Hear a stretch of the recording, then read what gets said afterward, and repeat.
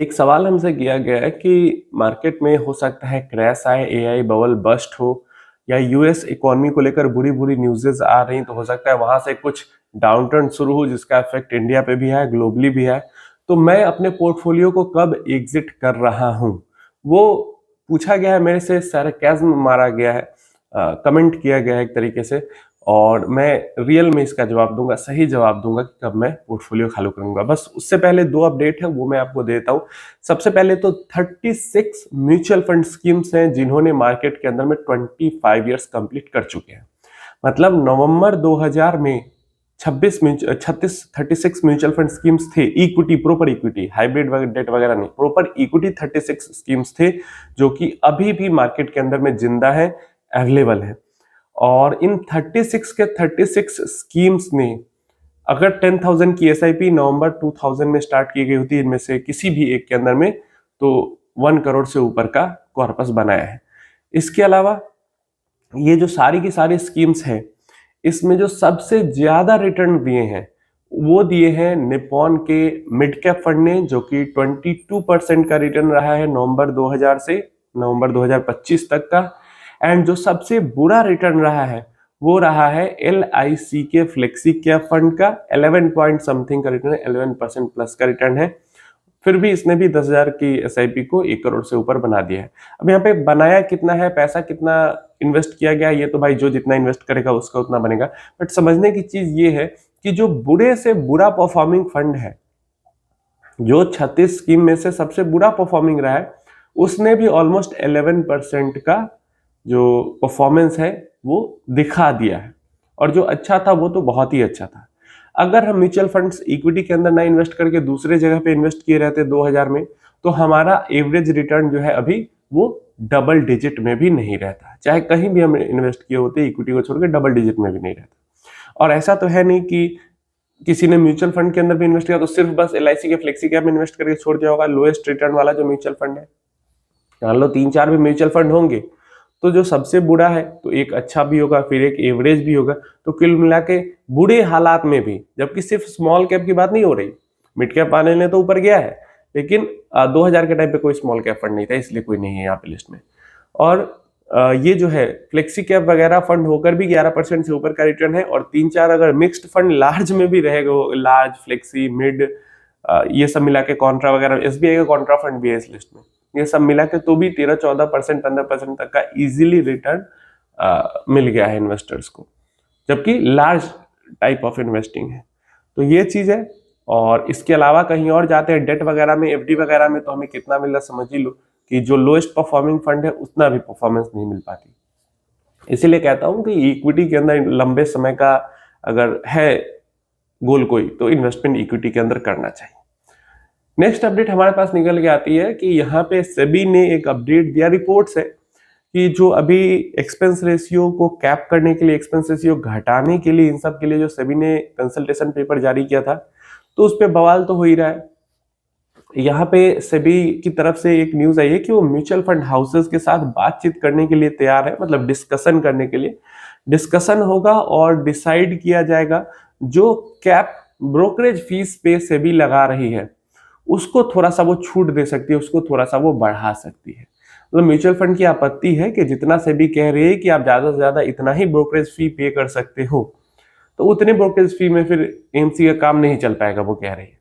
तो ऐसे में सेबी ने कहा है कि ठीक है, तो आइए डिस्कशन करते हैं, बातचीत करते हैं, और एक ऐसा हम कैप तय करेंगे फीस का, ब्रोकरेज फीस का, जहां पे AMC को भी नुकसान ना हो बहुत ज्यादा, और इन्वेस्टर्स को भी बहुत ज्यादा एक्स्ट्रा वहां पे फीस पे ना करनी पड़े। तो ये अच्छी बात है भाई। इसी तरीके से डिस्कशन होने का, मार्केट जैसे जैसे मैच्योर होता है वैसे वैसे, इसीलिए तो इन्वेस्टर के लिए फायदे की चीज होती जाती है। तो ये चीज यहाँ पे हो रही है। इसके अलावा ब्रोकरिंग को लेकर भी अपडेट है। 30 साल पहले ब्रोकरिंग को लेकर सारे रूल रेगुलेशन सब कुछ डिसाइड हुआ था। तो तुहिन कांता पांडे जी जो है सेबी चीफ है, वो कह रहे हैं कि हम ब्रोकरिंग रूल्स रेगुलेशन वगैरह को लेके भी रिफॉर्म लाना चाहते हैं, और जल्दी से जल्दी रिफॉर्म लाना चाहते हैं। तो ब्रोकर्स का जो रूल रेगुलेशन है उसको लेकर भी बहुत जल्दी उन्होंने तो कहा है कि हम इसी महीने, मतलब अगले महीने दिसंबर में ही हम अपडेट लाना चाहते हैं।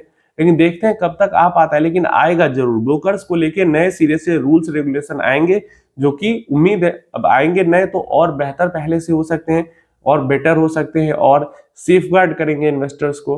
तो ये एक फायदे की चीज है इन्वेस्टर्स के लिए ये भी, और अच्छा अपडेट हमारे सामने निकल के आया है। अब जो हमसे क्वेश्चन किया गया मैं उसका जवाब दे देता हूं। सारे लोग जो भी ये सोच रहे हैं कि मार्केट क्रैश की जैसे हर तरफ बातें हो रही तो मैं अपना पोर्टफोलियो कब खाली करूंगा, देखिए जिस वीडियो पे ये कमेंट किया गया था उसी वीडियो को अगर कोई इन्वेस्टर पूरा देखता ना तो उसको जवाब मिल जाता।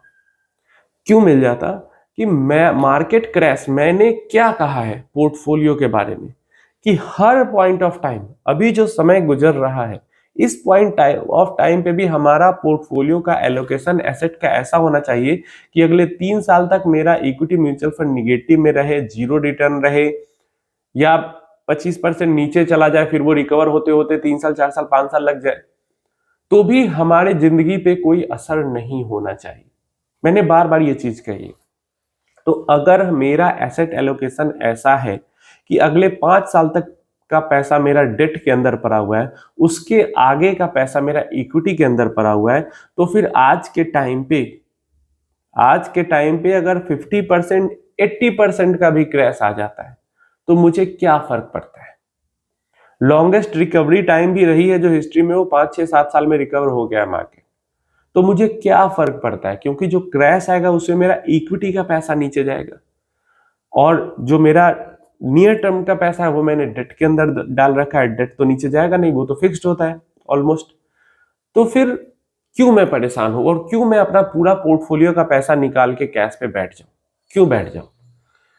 डर हमेशा से, जिन्होंने ये कमेंट भी किया है या जितने लोगों को भी डर उन्हीं को लगता है जिन्होंने अपना एसेट एलोकेशन का ध्यान नहीं दिया है। मैं बार बार कहता हूं, चलो मेटल्स वगैरह को हटा भी देते, सब कुछ रियल एस्टेट मेटल सब हटा दिया, हमारा जो डेट है और हमारा जो इक्विटी का पोर्शन है वो तो हम बैलेंस्ड रखेंगे। वो बस अगर हमारा बैलेंस्ड है, अगर हमारा नियर टर्म का पैसा फिक्स्ड में है मतलब डेट में है और जो लॉन्ग टर्म का पैसा है वो इक्विटी में है, तो फिर क्यों दिक्कत होगी मुझे और क्यों मैं पूरा पैसा निकालूंगा। सिंपल सा एक चीज हम समझते हैं कि मेरा जो 100% पैसा है, सब कुछ मेरा जो है वो म्यूचुअल फंड्स के अंदर पड़ा हुआ है। जो नियर टर्म का पैसा अगर मेरा लिक्विड फंड के अंदर पड़ा है या आर्बिट्राज फंड के अंदर पड़ा है, और जो लॉन्ग टर्म का पैसा है वो flexi cap, mid cap, small caps के अंदर पड़ा हुआ है। जो 6-7 साल का है वो फ्लेक्सी कैप, जो 8-10-15 साल का है वो मिड स्मॉल मोमेंटम इन सब फंड्स के अंदर पड़ा हुआ है। तो फिर क्यों मुझे किसी भी पॉइंट ऑफ टाइम पे जरूरत होगी टेंशन लेने की या ऐसा करने की पोर्टफोलियो पूरा खाली करके हम निकल जाते हैं।